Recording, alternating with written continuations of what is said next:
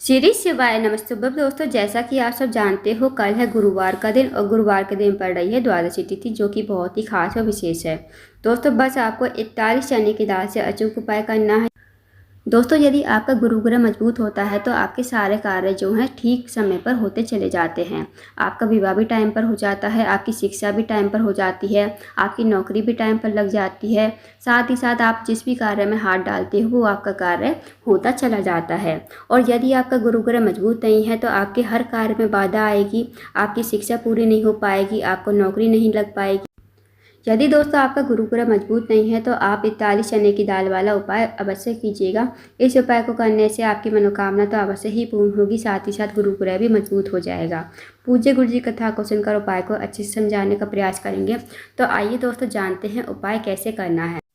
पहला जो उपाय है दोस्तों, विशेष मनोकामना पूर्ति के लिए है। यदि आपकी कोई विशेष मनोकामना है तो इस उपाय को अवश्य कीजिए। साथ ही साथ आपके जीवन से दुर्भाग्य को दूर करने के लिए, जीवन में सौभाग्य की वृद्धि करने के लिए, आपके अपने भाग्य को चमकाने के लिए, आपकी जो किस्मत आपसे रूठी हुई है, इस उपाय को करने से आपकी किस्मत भी चमक जाएगी। साथ ही दोस्तों, यदि आप इस उपाय करते हो तो आपका जो गुरु ग्रह है वो भी मजबूत हो जाएगा। तो इस उपाय को करने के लिए सबसे पहले आपको लेनी है 41 चने की दाल।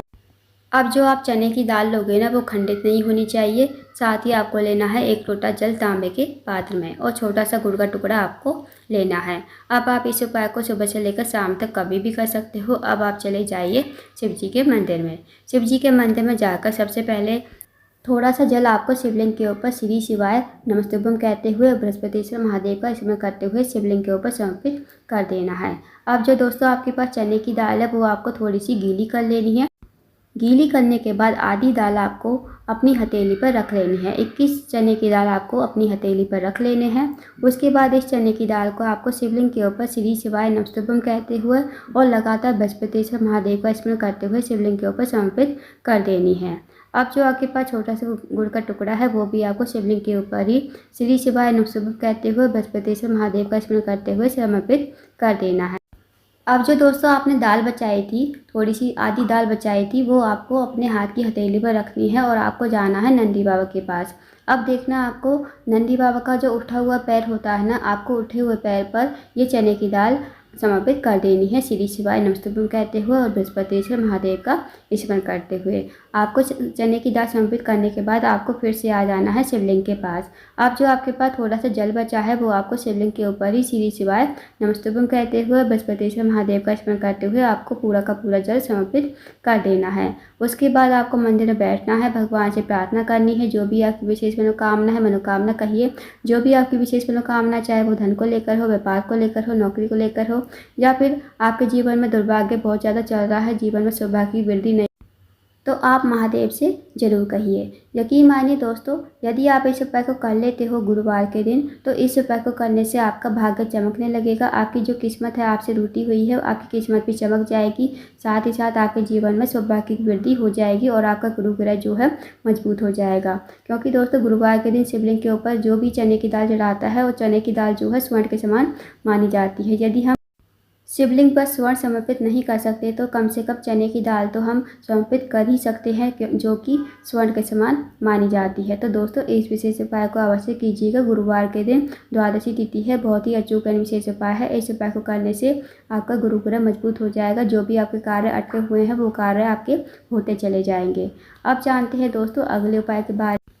अगला जो उपाय है दोस्तों, वह भी विशेष मनोकामना पूर्ति के लिए है। यदि आपकी कोई विशेष मनोकामना है, चाहे वो धन को लेकर हो, व्यापार को लेकर हो, नौकरी को लेकर हो, या फिर आपका कोई कार्य है बहुत दिनों से अटका हुआ है, पूर्ण नहीं हो रहा है, आपको जीवन में सफलता नहीं मिल पा रही है, तो इस उपाय को अवश्य कीजिए। इस उपाय को करने के लिए सबसे पहले आपको लेना है 1 लोटा जल तांबे के पात्र में, साथ ही आपको लेना है एक छोटा सा गुड़ का टुकड़ा। अब आपको सबसे पहले जो आपके पास 1 लोटा जल है, उनमें से थोड़ा थोड़ा जल आपको 4 स्थानों पर समर्पित करना है। सबसे पहला जो स्थान है वो है गणेश जी का स्थान, फिर भगवान कार्तिक के स्थान पर, फिर माता सुंदरी के स्थान पर, फिर पार्वती जी के हस्तकमल पर। अब दोस्तों, आप सबको पता होगा कि शिव जी का पूरा परिवार जो है जलाधारी पर ही विराजमान है। तो जो गणेश जी का स्थान होता है वो जलाधारी के राइट साइड पर होता है। तो थोड़ा सा जल आपको वहाँ पर समर्पित कर देना है श्री शिवाय नमस्तुभ्यं कहते हुए।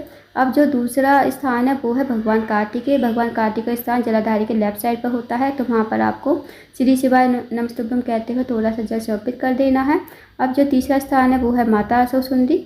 माता असुरसुंदी जो है शिव जी की सबसे छोटी और प्रिय पुत्री है। माता असुरसुंदी के स्थान पर आपको थोड़ा सा जल समर्पित कर देना है। अब जो दोस्तों चौथा स्थान है वो है पार्वती जी का हस्तकमल।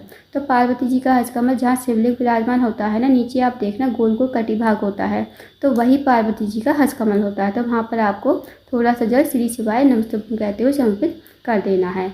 अब थोड़ा सा जल आपको बचाना है। अब जो आपके पास छोटा सा गुड़ का टुकड़ा है ना, वो आपको लोटे के जल में ही डाल देना है। अब आपको इस लोटे के जल को हाथ में लेना है। जो भी आपकी विशेष मनोकामना है ना, बड़ी से बड़ी मनोकामना है, तो आप अपनी मनोकामना बोलिए, चाहे आपके जीवन में जो भी समस्या बोलिए, और इस लोटे के जल को श्री शिवाय नमस्तुभ्यम कहते हुए और लगातार बृहस्पति से महादेव का स्मरण करते हुए शिवलिंग के ऊपर समर्पित कर दीजिए। यकीन मानिए दोस्तों, यदि आप इस उपाय करते हो गुरुवार के दिन, तो आपकी जो भी मनोकामना होगी वो अवश्य ही पूर्ण हो जाएगी। साथ ही साथ आपके जीवन में कोई समस्या चल रही है तो वो समस्या भी समाप्त हो जाएगी, क्योंकि गुड़ वाला जल का उपाय करने से हमारा जो दुर्भाग्य होता है वो दूर होता है और जीवन में हमारे सौभाग्य की वृद्धि होती है। तो इस उपाय को भी अवश्य कीजिएगा, बहुत ही अचूक एवं विशेष उपाय है। अब जानते हैं दोस्तों अगले उपाय के बारे में।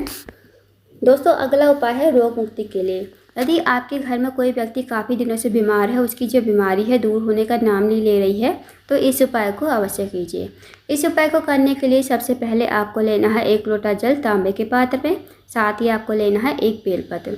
अब जो आप बेलपत्र लोगे ना, कहीं से कटी फटी खंडित नहीं होनी चाहिए, इस बात का विशेष ध्यान रखना।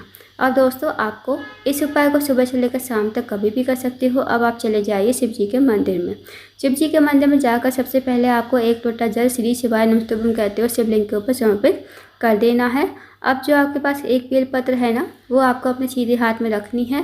उस रोगी व्यक्ति के लिए प्रार्थना करनी है। जो रोगी व्यक्ति आपके घर में काफ़ी लंबे समय से बीमार है, उसका नाम बोलना, गोत्र बोलना, और इस बेलपत्र को कुंद केसर महादेव का नाम लेते हुए शिवलिंग के ऊपर समर्पित कर देना।